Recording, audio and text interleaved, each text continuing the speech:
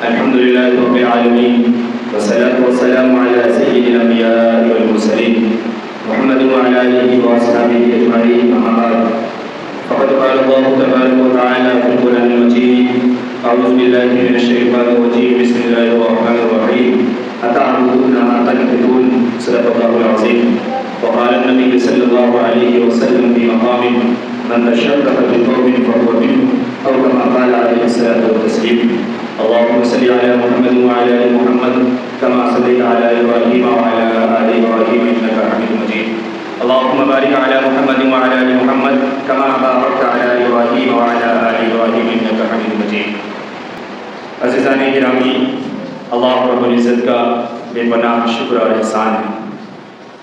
آج ہم سب اللہ کے دربار میں بیٹھے ہوئے ہیں اور آئے ہیں۔ آج جمعے کا دن ہے، جمعے کی نماز ادا کرنی ہے اور اس کے لیے ہم سب جمع ہوئے ہیں۔ یہ نماز ہفتے میں ایک دن ہے جو جمعے کے نام سے ہے اور دو رکعت ہے، لیکن جمعے کی نماز کو جب مجموعی طور پہ ہم ملاتے ہیں اور جوڑتے ہیں تو پھر یہ نماز ظہر کے ساتھ مل جاتی ہے اور ظہر کے ساتھ مل کر کے دو رکعت پڑھ کر کے 14 ہو جاتی ہے۔ تو یہ نماز ہفتے میں ایک دن ہے، یقیناً اس کے بڑے فضائل ہیں۔ یہ دن بھی اہم ہے، اس کی نمازیں بھی اہم ہیں، اس کے ہر لمحے ہر پل اہم ہیں، لیکن اس کے علاوہ اللہ رب العزت نے ایمان والوں پر اور مسلمانوں پر ہر صبح و شام میں، ہر 24 گھنٹے میں 5 وقت کی نمازیں ہر عاقل بالغ پر فرض کی ہے، چاہے وہ مرد ہو چاہے عورت ہو۔ جمعے کی ہمیں فکر ہے، جمعے کا ہمیں دھیان ہے، جمعے کا خیال ہے، کیا بقیہ جو اور دنوں کی نمازیں ہیں کیا یہ نمازیں معاف ہیں؟ کیا اس کے لیے اللہ سے کسی طرح کا ایگریمنٹ کر لیا گیا ہے کہ ہم صرف ہفتے میں ایک دن حاضری لگا دیا کریں گے، باقی روز کے لیے مجھے معافی مل جائے؟ جبکہ یہ نماز سوائے پاگل، سوائے وہ بیمار جو معروف العقل ہو، جو ہوش میں نہیں ہو، سب پر فرض ہے، عورت ہو، مرد ہو، بچہ ہو، بچی ہو، جو بالغ ہے۔ بلکہ جناب محمد رسول اللہ صلی اللہ علیہ وسلم نے تو بلوغ سے پہلے ہی حکم دیا، 7 سال کی عمر میں کہا کہ اسے کہنا شروع کرو، چاہے وہ بیٹا ہو چاہے بیٹی ہو، 7 سال کی عمر میں شرعی احکام اس کو بتانا اور نماز کے لیے اسے کہنا، یہ والدین کی، سرپرستوں کی، گارجینوں کی ذمہ داری ہے 7 سال کی عمر میں۔ اور 10 سال کی عمر میں جناب محمد رسول اللہ صلی اللہ علیہ وسلم نے فرمایا کہ اب اسے مارو۔ 3 سال پہلے سے تم نے اسے کہنا شروع کیا ہے، بتانا شروع کیا ہے، سکھانا شروع کیا، اور اب بھی اگر وہ نہیں مانتی ہے تمہاری اولاد تو اب اسے مار کر کے سمجھاؤ اور مار کر کے بتاؤ 10 سال کی عمر میں، تاکہ اب جب وہ بالغ ہو تو بالغ ہوتے ہوتے اسے ہر احکام معلوم ہو، ہر کام معلوم ہو، شرعی امور معلوم ہو اور پھر اس کے مطابق وہ زندگی گزارے۔ آج الحمدللہ ہم ماں باپ بھی بڑے اچھے ہیں، بڑے پاک صاف ہیں، صاف ستھرے ہیں سر سے پاؤں تک۔ ہماری زبان خود دن بھر میں نہ جانے کتنے ہیرا پھیری اور کتنے جھوٹ کے علاوہ کام ہی نہیں چل پا رہا۔ تو جب ہم جو گارجین ہیں جب یہی اتنے اچھے ہیں تو اولاد کتنی اچھی ہماری بن رہی ہے اور بنا رہے ہیں، اس کا ذمہ دار تو پہلے گارجین کو طے کرنا پڑے گا اور خود کی ذمہ داری کو سمجھنی پڑے گی کہ بچوں پہ جو یہ ذمہ داری عائد ہوتی ہے یہ گارجین کے بعد ہے، والدین کے بعد ہے۔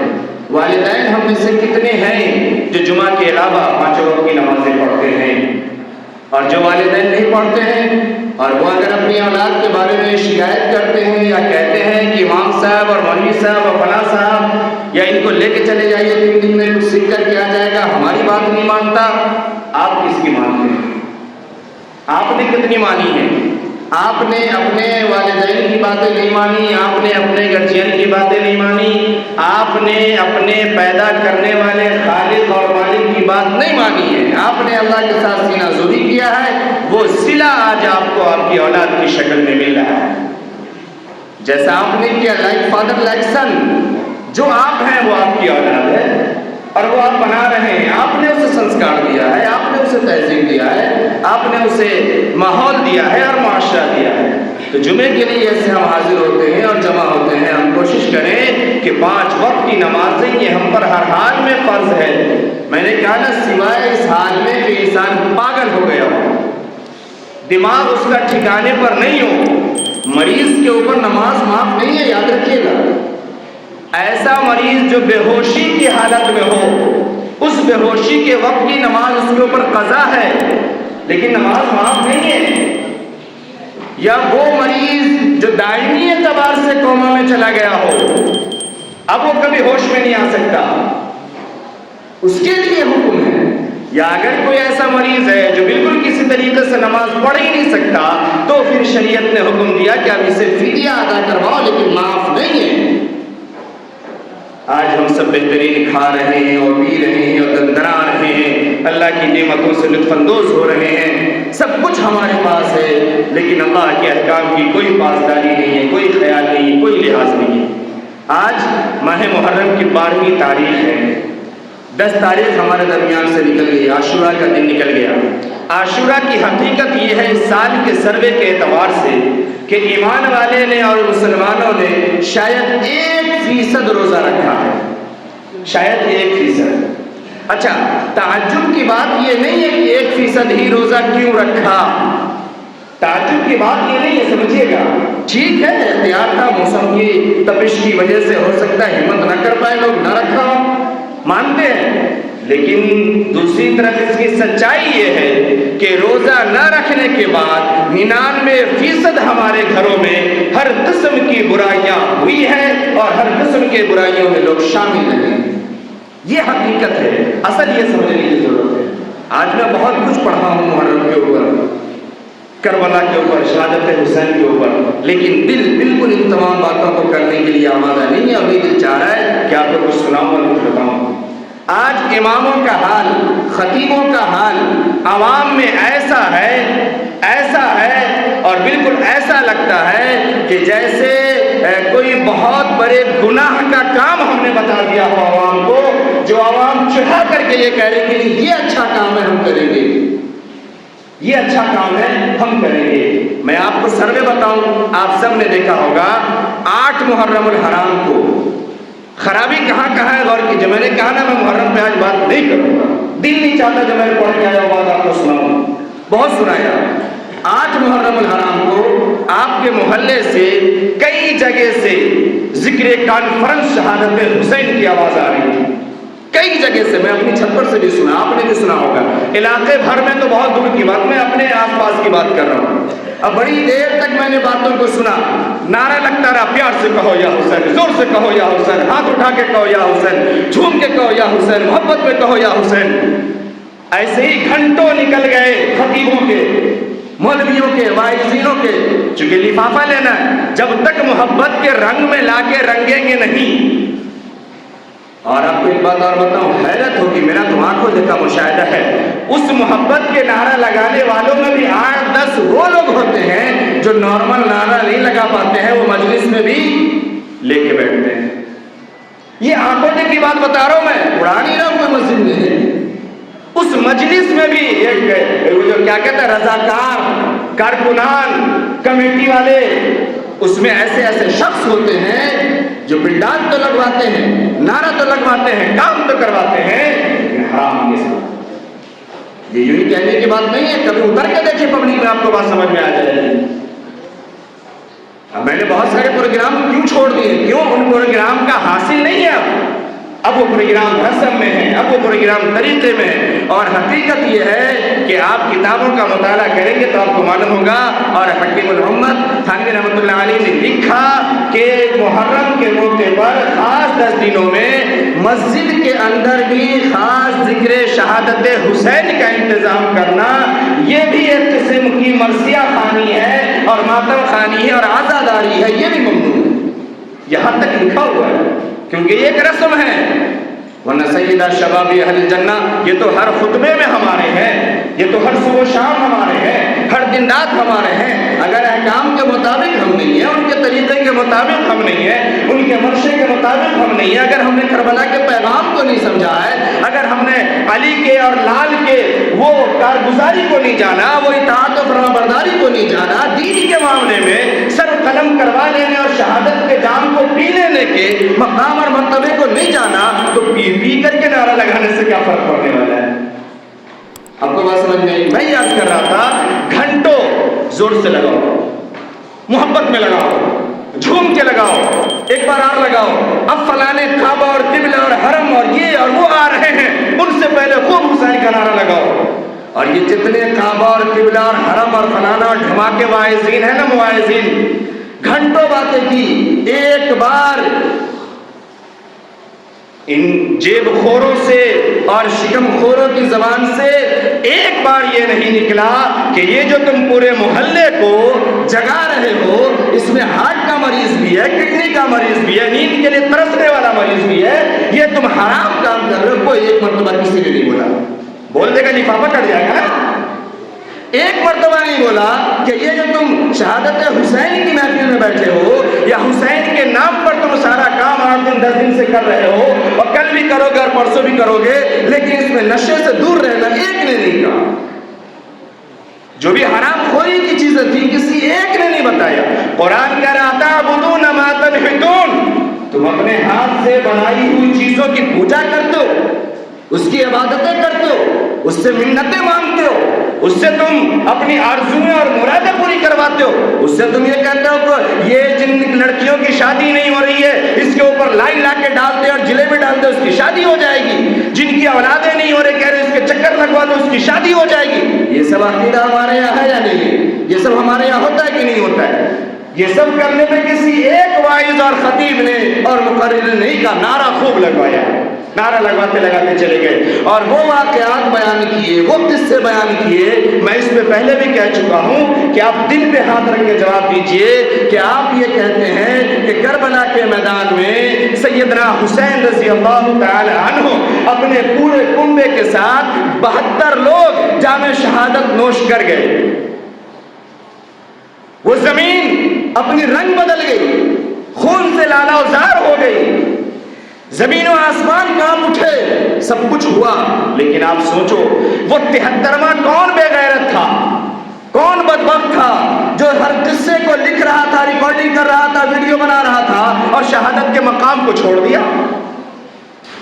بھائی 72 تو اہل بیت سے تھے نا، حسین کے ساتھ تھے جو شہید ہو گئے، یہ 73واں کون تھا جو لکھ رہا تھا کہ اب ایسا تیر لگا، اب ایسا نیزہ لگا، اب اصغر کے زبان میں لگ گئی، اب فلانے کے حلق میں لگ گئی اور اب اس نے یوں اٹھا دیا؟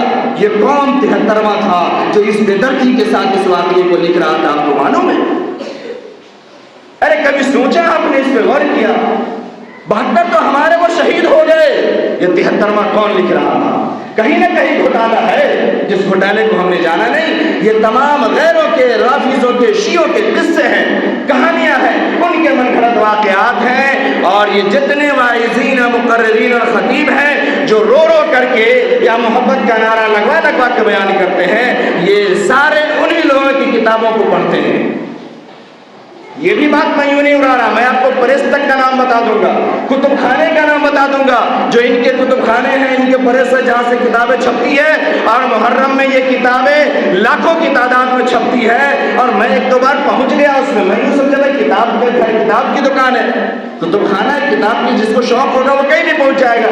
جب پہنچا دیکھا ساری عجیب عجیب کتابیں، نام بڑا اچھا اچھا، لکھنے والے میں سے کسی کوئی دور دور تک ایک بھی اپنے خاندان کا نظر نہیں آ رہا بھائی ہے کس کی۔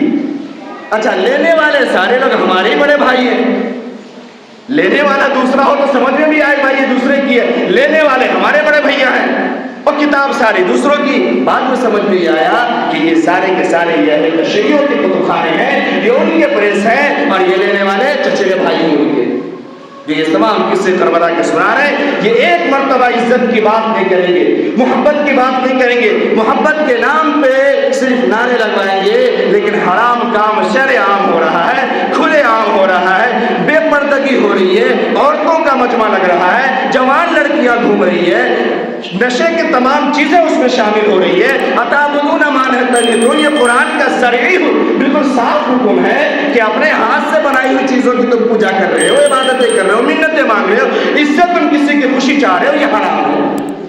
اس پہ ایک مرتبہ زبان نہیں کھلتا، एक मरतबा ज़बान नहीं खुलती।